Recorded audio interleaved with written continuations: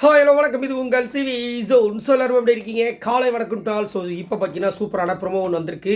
அதாவது ticket finale வந்துட்டு task number 8. ஏன்னா 7வது வந்துட்டு திடீர்னு நியூ இயர் ஸ்பெஷலாக வந்துட்டு 5 பாயிண்ட் போனஸ் பாயிண்ட்டாக கொடுக்குறோம். இதையும் இன்றைக்கி பிரிச்சுக்குங்கன்னு சொல்லி, அதாவது ஒரு பாயிண்ட்டுக்கு அக்கப்போராகி உடம்பெல்லாம் ரத்த ரணகலம் ஆகி கீஞ்சி போய் மாஞ்சி போய் அங்கே போய் அவ்வளோ கஷ்டப்பட்டு வாங்கிட்டு இருந்தா அனாமத்தான் ஒரு 5 பாயிண்ட் கொடுக்குறாங்க, எடுத்துக்கோங்க அப்படின்ட்டு. அதே மாதிரி நேற்று காலையில் ஒரு டாஸ்க் கொடுத்துருப்பாங்க. ஒரு நிமிஷத்துக்குள்ளே இந்த 3 பாயிண்ட்டுக்கு நீங்கள் என்ன தகுதி, இல்லை உங்களுக்கு என்ன தகுதி இருக்குது அப்படின்னு பேசுங்கன்னு சொல்லி அங்கே ஒரு டாஸ்க்கை வச்சு பாவம் கஷ்டப்பட்டு எடுத்த ரயானு, விஷால், ராணா அவங்களோட பாயிண்ட்டை வந்து பிடிக்கிட்டாங்க. ராணா வந்து கொஞ்சம் கஷ்டப்பட்டு எடுக்கலாம், அவருக்கு லக் அடிச்சதை வச்சுக்கோங்க. பட் மற்றவங்கள சொல்கிறேன், அவ்வளோ கஷ்டப்பட்டு எடுத்தாங்க, டப்புன்னு அவங்க கிட்ட 3 பாயிண்ட்டை பிடிக்கிட்டாங்க. நேற்றும் பார்த்தீங்கன்னா அதே மாதிரி 5 பாயிண்ட் கொடுக்குறாங்க. வேறு வழி இல்லை, பசிக்குது. 5 பாயிண்ட் அப்படியே ஷேர் ஆகி அசால்ட்டாக வாங்கி.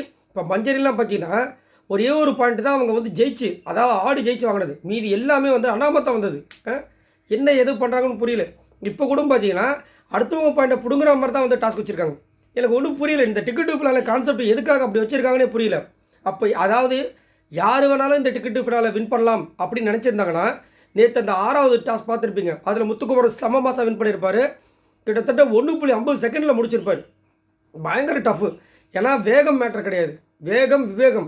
ஸோ அந்த பொறுமை நிதானம் எல்லாமே இருக்குது. அந்த இதை எடுத்துகிட்டு போய் இந்த பக்கம் அந்த பக்கம் பைப்பை எக்ஸ்டென்ஷன் பண்ணி வேறு மாதிரி நிறைய பேர் கீழே விழுந்துருச்சு. ஆனால் அதில் வந்து முத்துக்குமரன் ரயான்லாம் செம்ம மாசு, உண்மையே பாராட்டி ஆகணும். அவரோட அந்த பேச்சு புரணி பேசுகிறது கொஞ்சம் அதெல்லாம் ஒஸ்ட்டாக இருந்தாலும் கேமுன்னு வந்துட்டால் டாஸ்க் பீஸ்ட்டுன்றதை ப்ரூவ் பண்ணுறாரு. ஆனால் அதை விட பயங்கரமான டாஸ்க் பீஸ்ட்டுன்னு முத்துக்குமரன் நேற்று ப்ரூவ் பண்ணிட்டாப்ல. ஏன்னா என்னை பார்த்து உனக்கு பயம் அப்படின்னு அவர் சொன்னதும், அவர் வந்துட்டு முடிஞ்சதை பார்த்துக்கலான்னு சொல்லிட்டு நேற்று அதை நிரூபித்தார். பார்த்தீங்களா, அதுவும் மாசு. அதுக்கப்புறம் அவரே புரிஞ்சிருப்பார் ரயான், சரி அவங்ககிட்ட நம்ம தேவலாம் வாயை விட்டுக்கு வேணாம் அப்படின்னு. இப்போ என்னென்னா, இப்போ எல்லாருக்குமே முடிஞ்சு நேற்று வந்து ஒரு பாயிண்ட் வந்து முடிச்சிட்டாங்க. ஆக்சுவலாக நேற்று 6வது டாஸ்க் முடியும் போது இருக்கிறது ஆக்சுவல் பாயிண்ட். அது வந்துட்டு பிக் பாஸோட கண்ணை உறுத்துனதுனால என்ன பண்ணுறாருன்னா, அங்கே வந்து விஜய் விஷாலை கொண்டு வரணும், ரயானுக்கு இவ்வளவு பாயிண்ட்ஸ் வந்திருக்கேன்ற ஒரு காரணத்துக்காக. இப்போ அதே மாதிரி இன்னொரு டாஸ்க் அந்த டாஸ்க்கு எது கொடுக்குறாங்கன்னா, ஆல்ரெடி வந்து அங்கே சாப்பிட்டு ஃபுல்ஃபில்லாக இருக்கிறது, எனக்கு சாப்பாடு தயவு செஞ்சு வேணான்னு சொல்கிற ஒரே ஒரு விஜய் விஷால் மட்டும்தான். இப்போ இங்கே போயிட்டு சாப்பாடு வேணான்னு யார் சொல்கிறீங்களோ அவங்களுக்கு இந்த பாயிண்ட்டு, சாப்பாடு வேணும்ன்றவங்களுக்கு வந்துட்டு ஸ்பெஷல் டின்னர். எப்படி அந்த மாதிரி கூட, அதாவது ஸ்பெஷல் டின்னரு சாப்பாடு ரெண்டுமே கட்டு நைட்டு ஃபுல்லாக பட்டியாக தான் இருக்கணும். விஜய் விஷாலுக்கு எனக்கு ஓகே அப்படின்னு. அதாவது இதை வந்துட்டு தெரியாமல் இண்டிகேட் கொடுக்குறாங்க. விஜய் விஷால் நீ ஒன்றும் கவலைப்படாதப்பான, அதில் எதுவுமே அவர் பண்ணவே இல்லை. தீபக் டப்பால் எடுத்து வந்து அந்த பாயிண்ட் அவர்களுக்கு கொடுத்துட்டார். ரொம்ப கஷ்டமாக இருந்துச்சு. ஏன் இந்த மாதிரி பண்ணுறாரு ஒன்றும் புரியல எனக்கு. தீபக் வந்துட்டு முத்துக்குமரன் கூட தான் இருக்கார். ஆனால் வந்துட்டு கொடுக்கறது எல்லாமே வந்துட்டு விஜய் விஷால் செம்மையில்ல. ஏன்னா ப்ரொமோஷன் டாஸ்க்கில் அவர் ஜட்ஜாக இருக்கும்போது நல்லா நோட் பண்ணிப்பாருங்க. எதுவாக இருந்தாலும் இந்த டீம் தான் வின்னு. அதுக்கப்புறம் நேற்றும் பாருங்கள், உட்காந்து நல்லா தான் பேசிட்டு இருந்தார்.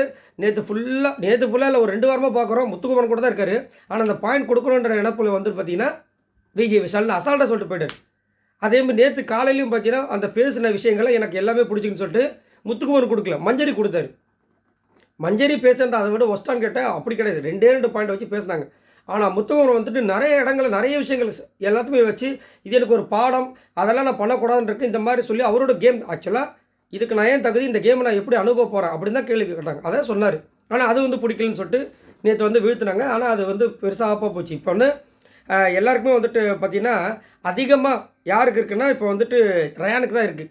ஸோ ரயானுக்கு இருக்குது, விஜய் விஷாலுக்கு இருக்குது.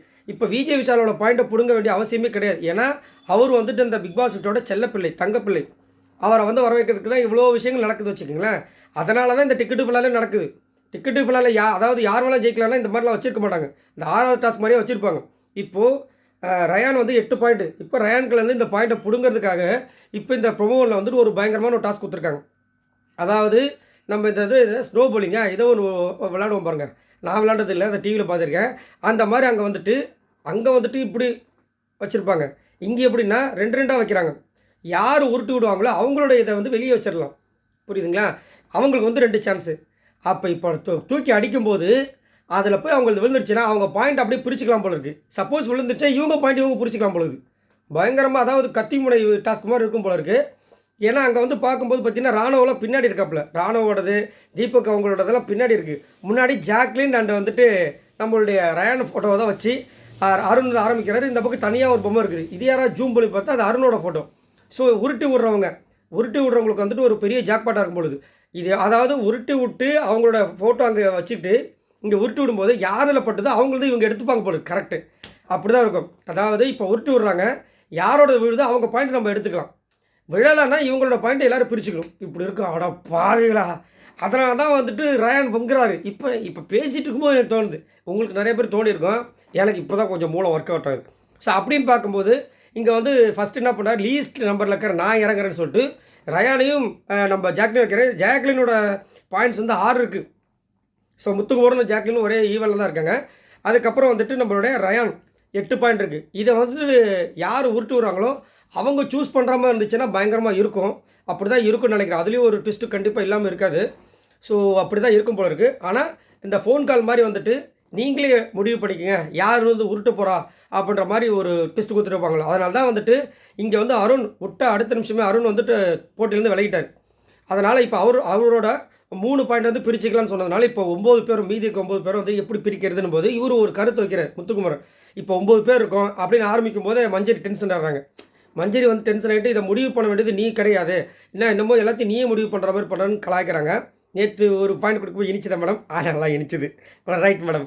அதாவது முத்துக்குமரன் வந்துட்டு எங்கெல்லாம் மஞ்சரி கிட்ட வந்துட்டு சப்போர்ட்டிவாக இருக்கணுமோ அங்கெல்லாம் இருக்கும்போது இனிக்குது. ஆனால் முத்துக்குமரனுக்கு எவ்வளவு இரிட்டேட்டு, எவ்வளவு இடைஞ்சல், எவ்வளவு இடத்துல வந்து கொளுத்தி போடணும், அவருக்கு என்ன பிரச்சனைகள்லாம் வந்து உண்டு பண்ணணும், அதெல்லாத்தையும் மஞ்சரி கரெக்டாக சூப்பராக பர்ஃபெக்டாக பண்ணுறாங்க. அதனால தான் பார்த்தீங்கன்னா போன வாரம் வந்துட்டு செகண்ட் பிளேஸில் இருந்த மஞ்சரி இப்போ பார்த்தீங்கன்னா ஓட்டே இல்லாமல் பரிதாப நிலையில் லாஸ்ட்டில் இருக்காங்க. கன்ஃபார்ம் இந்த வாரம் வந்துட்டு போயிடுவாங்க. அதையும் ஒரு சொல்லணும், ஒரு சேனலில் பார்த்தீங்கன்னா எவிக்டன்னு போட்டாங்க. என்னடா இது நான் பார்க்குறேன், இன்றைக்கி என்ன கிழமை? வியாழக்கிழமை தானே, வெள்ளி இருக்குது, சனி இருக்குது, அதுக்கப்புறம் தானே அவங்களுக்கே சனி வரும். ஆனால் அதுங்களே போட்டாங்கன்னு பார்த்தா அதான் ஓட்டிங்க லாஸ்ட்டில் இருக்காங்களே, மக்கள்கிட்ட போய் போட்டுருவோம். அப்போ வந்து எல்லோரும் என்ன பண்ணுவாங்க, இவர் வந்துட்டு வியாழக்கிழமையே அப்டேட் கொடுக்குறாரு, அப்பா இவர் தான் ஒரிஜினல் அப்டேட் நினச்சிப்பாங்கன்ற மாதிரி பண்ணுறாங்க. ஆனால் பாவிகளா, உங்கள் அக்கப்போருக்கு அளவே இல்லையான்ற மாதிரி இருந்துச்சு. ஆனால் இன்னும் முடிவு செய்யப்படலை. அன்அஃபிஷியல் ஓட்டிங்ஸில் மஞ்சரி இருக்காங்க, எது வேணாலும் மாறலாம். சரிங்களா? இப்போ ரயானை வந்து என்ன பண்ணுறாங்க, நீ வந்துட்டு உருட்டுன்ற மாதிரி சொல்கிறாங்க. ஏன்னா இப்போ ரயான் உருட்டினார்னா முன்னாடி யார் ஃபோட்டோ வச்சு, இப்போ முத்துக்குமரன் ஃபோட்டோவே வைக்கிறாரு வச்சுக்கோங்க, உருட்டி விட்டு முத்துக்குமரோட ஃபோட்டோ விழுந்துருச்சு அப்படின்னா முத்துக்குமரோட பாயிண்ட் இவர் எடுத்துப்பார். அட்டேங்கப்பா அப்படி எடுத்தார்னா அவருக்கு கிட்டத்தட்ட 8 + 6 14 பாயிண்ட் வந்துடும். சப்போஸ் அது விழுந்துருச்சு அப்படின்னா அவ்வளோதான், அவர் இந்த போட்டி விட்டு போயிடுவார். இவரோட பாயிண்ட் அப்படியே பிரிச்சுப்பாங்க. ஸோ அதனால தான் அவர் வந்துட்டு எடுக்க முடியாது, நீங்கள் எல்லாருமே என்னை தான் பிளான் பண்ணுவீங்க தெரியும் அப்படின்ற மாதிரி சொல்லும்போது அங்கே இல்லைன்றாங்க. ஆனால் இவங்களோட நினைப்பு என்னவாக இருக்கும் அப்படின்னா முதல் கம்மியான பாயிண்டில் இருக்கிறவரை வந்து ட்ரை பண்ணியிருப்பாங்க. அதுக்கப்புறம் யாரால் முடியும் அப்படின்ற மாதிரி அவங்க பண்ணியிருப்பாங்க. பட் இதுதான் ஆக்சுவல் ரீசன், ரயான் கண்டுபிடிச்சிட்டாப்புல. அதுக்கப்புறம் இன்னொரு இடத்துல வந்து ஜாக்லின் வந்துட்டு நான் வந்து எல்லா இடத்துலையும் விட்டு கொடுக்க முடியாதுன்ற மாதிரி ஏதோ ஒன்று பேசுகிறாங்க. உங்களை யாரும் விட்டுலாம் கொடுக்க சொல்ல, அப்போ வந்துட்டு நீங்கள் உருட்டும் போது சப்போஸ் யாத்திரம் வந்துச்சுன்னா உங்களுக்கு வந்துச்சுன்னா அப்போ அதெல்லாம் பண்ணுவீங்க. இதில் வந்து ப்ளஸ்ஸும் இருக்குது, பெரிய மைனஸும் இருக்குது. அப்படியே மொத்தமாக போயிடும் பொழுது பாயிண்ட்ஸே காலியாகிடும் பொழுது. ஆனால் அது கொஞ்சம் ஓவர்ப்பா, இதெல்லாம் கொஞ்சம் ஓவர் மாதிரி தான் இருக்குது. அதாவது இது எப்படின்னா கடைசியாக வந்துட்டு இந்த 10 பேரில் வந்துட்டு 5 பேர் தான் வெளியே வரணும்.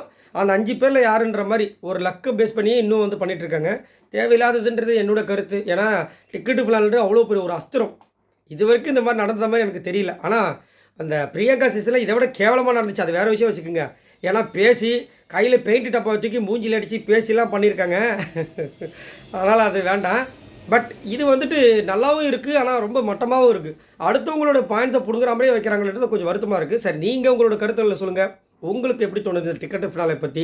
அதே மாதிரி நான் வந்து கஷ்டப்பட்டு நான் வின் பண்ணோம். இப்போயும் நம்மளுக்கு ரிசல்ட்டும் தெரிஞ்சிச்சு. 2 டாஸ்க் இண்டிவிஜுவலாக விளாண்டாங்க. அதில் ஃபஸ்ட்டு இதில் வந்து 2 வாட்டி முத்துக்குமரன் வின் பண்ணாப்புல. ரெண்டாவது நேற்று வந்துட்டு நேற்று 2வது அந்த 6வது டாஸ்க் வந்துச்சு, அதுலேயும் வந்து முத்துக்குமரன் வின் பண்ணார். இந்த மாதிரி டாஸ்க் வச்சா எல்லாரோட பொட்டன்ஷியலும் தெரியும். ஆனால் அதை விட்டுட்டு என்ன பண்ணுறாங்க, அடுத்தவங்க பாயிண்ட்டை பிடுங்கிறது. நேற்று அந்த ஃபோன் இதை வச்சுருக்காங்க, சாப்பிட்றது அதுவும் இன்னொருத்தவங்க செய்யணும். டாஸ்க்கு செய்கிறவங்களாம் சேஃப் கேம், நல்லா நோட் பண்ணிக்கோங்க. நேற்று டாஸ்க்கு பண்ணவங்க எல்லாருமே சேஃப் கேமு. டாஸ்க்குக்காக அந்த போய் ஃபோன் எடுத்தால் பார்த்தீங்கன்னா அவங்க தான் கரேஜான, அதாவது தைரியமான ஆளுங்க. அதை தான் வந்து முத்துக்குமரன் சொல்கிறாப்புல. அதை வந்து கொளுத்து விட்டாங்க பாருங்க மஞ்சரி. அங்கே வந்துட்டு எங்களுக்கெல்லாம் இப்போ வந்துட்டு தைரியம் இல்லைன்னு சொல்ல வரியா அப்படின்னு சொல்லிட்டு அதுக்கப்புறம் லாஸ்ட்டாக பார்த்தீங்கன்னா இந்த அருண், அதுக்கப்புறம் மஞ்சரி, இந்த தைரியசாலி ரயான் எல்லாருமே வந்துட்டு பயப்படுறாங்க. நீங்கள் போய் எடுத்துகிட்டு எனக்கு டாஸ்க் கொடுங்களேன், நீங்கள் போய் எடுத்து டாஸ்க் கொடுக்கலன்னு. அதுக்கப்புறம் அந்த டாஸ்க்கே முடிச்சிட்டாங்க. இப்போ இவங்களாம் அந்த டாஸ்க்கே விளையாடவே இல்லை. சூப்பர் சேஃப் கேமில் விளையாண்டவங்களாம் வந்து வெளியே போயிட்டாங்க. என்னத்த சொல்ல. சரி, நீங்கள் உங்களோட கருத்துக்களை சொல்லுங்கள். உங்களுக்கு இந்த டிக்கெட்டு ஃபினாலே யாருக்கு போகுன்னு நினைக்கிறீங்க? எனக்கு தெரிஞ்சு இது வந்து அதிகப்படியாக வந்துட்டு முத்துக்குமரனுக்கு போகிறதுக்கு வாய்ப்பு இருக்கும் அப்படின்ற மாதிரி தோணுது. இல்லைனா கண்டிப்பாக வந்து சேனல் வந்துட்டு விஜய் சேனல் கொடுக்கறதுக்கு வாய்ப்பு அதிகமாக இருக்குது. அதை தான் ட்ரை பண்ணுறாங்க. ரயானுக்கு போகக்கூடாதுன்றதில் மும்முரமாக இருக்காங்க. ஏன்னா ரயானும் முத்துக்குமரும் இதெல்லாம் ரொம்ப ஸ்ட்ராங்கு. இந்த மாதிரி டாஸ்க் வச்சா கண்டிப்பாக 2 பேர் மட்டும் தான் ஹைலைட்டாக தெரிவாங்க, மற்றவங்களாம் காலி ஆகிடுவாங்கன்றது தெரிஞ்சுக்கிட்டே இந்த மாதிரிலாம் வந்து டாஸ்க் பண்ணுறாங்க. இந்த மாதிரி பண்ணும்போது கண்டிப்பாக அதுக்கு அதிகப்படியாக அடி வாங்க போகிறது முத்துக்குமரன் தான். அப்படின்ற போது இதில் ஏதோ ஒரு குளறுபடி வரும் அப்படின்றத வச்சு பண்ணுறாங்க போல இருக்குது. சரி, நீங்கள் உங்களோட கருத்துக்களை சொல்லுங்கள். உங்களுக்கு என்ன தோணுது? மறக்காமல் கமெண்ட்ஸ் பண்ணுங்கள். இந்த வீடியோக்கு ஒரு லைக் பண்ணி தட்டி விடுங்க. பாய் நண்பர்களே.